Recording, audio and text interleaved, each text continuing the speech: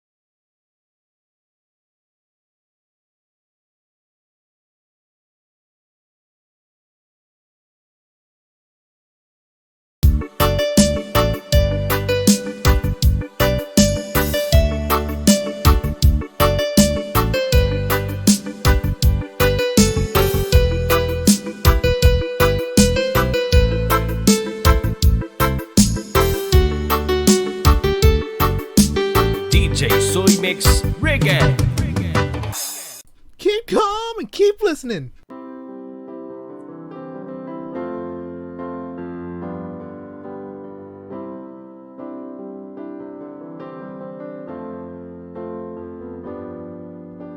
Paano ba sukatin ang huwarang pamilya?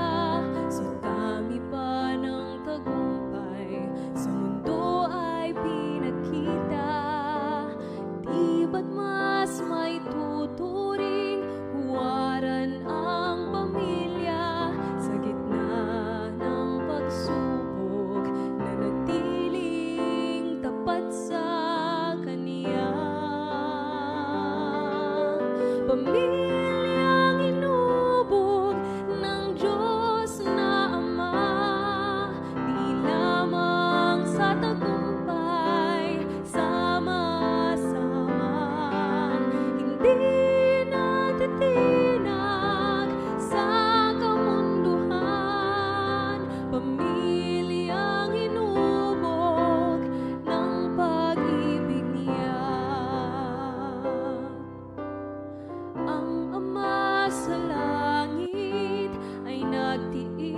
napasakit ng kanyang isinugo, bugtong niyang anak.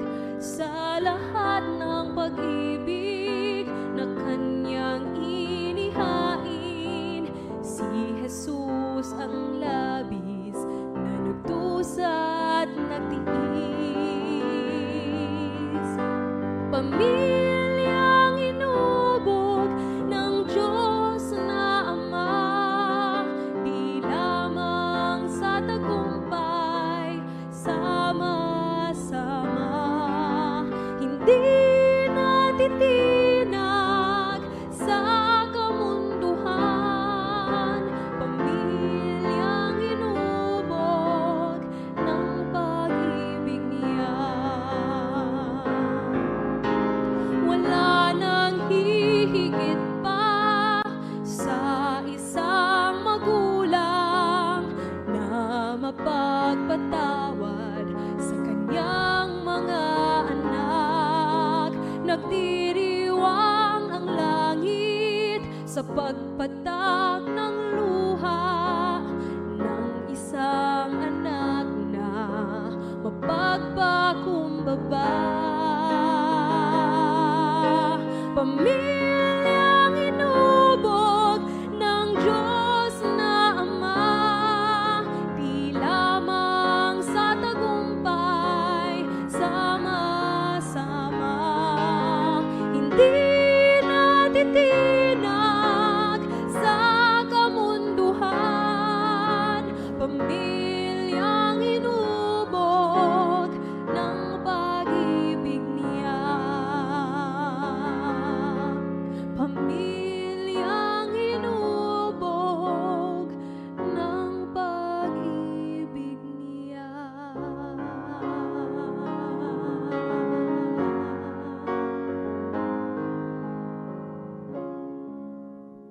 Okay, dumako na po tayo sa ating Payong Kapatid Corner. Payong Kabarkada, ika nga ni Kuya Fred. Okay, di magkasundo sa biniling bahay. Tawagin nyo na lang po akong Ate Kari. Nakabili po kami ng bahay ng mister ko, kaso ang layo. Kung magta-travel kami araw-araw, mahirapan kami kung doon pa kami magagali sa San Jose del Monte, lagpas ng Novaliches. Kahit naman may sasakyan, matatraffic din kami. Gusto ko sana ibenta na lang para sa Manila kami kumuha ng ibang unit. Sayang lang kasi house and lot at mura lang ang bili namin. Dahil sa kamag-anak niyang nag-abroad, nakuha. Ayaw naman ng mister ko ibenta, napabayaan tuloy na, lalo na kapag nag-stay kami ng isang week sa bahay ng biyanan ko. Paupahan po sana pero ayaw din ng mister ko. Bago lang daw, baka mababoy. Hindi kami magkasundo. Ang gusto ko lang naman ay mapayapa kami makauwi sa sarili naming bahay. Ewan ko, naiirita lang siguro ako. Siguro dahil sa may sarili naman kami pero nakikitira pa rin kami. Ayaw naman niyang patirahin ang mga kamag-anak niya roon. Baka raw may masanay, hindi na umalis. Pagpayuhan niyo po ako. Please, thank you po. Lubos na gumagalang, Kari.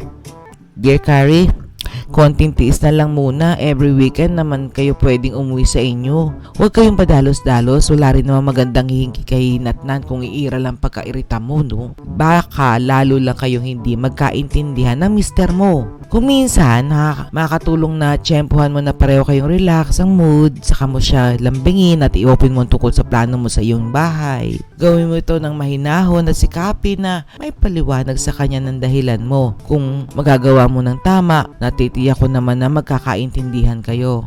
Pero dahil sa kung kayo nagigirian na tungkol sa mga gusto at hindi nyo gusto para sa inyong bahay, okay na munang pagbigyan mo na siya. Mainam na yun, may natutuluyan kayo na ligtas at komportable. Isipin mo na lang ang isang investment ang nabili nyo. Kaya sayang naman kung ibebenta. Pwede rin i-preparation ito para sa future nyo ng inyong mga anak, o magiging anak. Hangad ko ang pagkakasundo nyo mag-asawa para maisagawa ang mainam para sa inyong bahay. Payo lang yan sa inyo ni ate at ni kuya. Ang inyong payong kapatid. Maraming salamat po. Keep calm and keep listening. Tayo sa Kanya.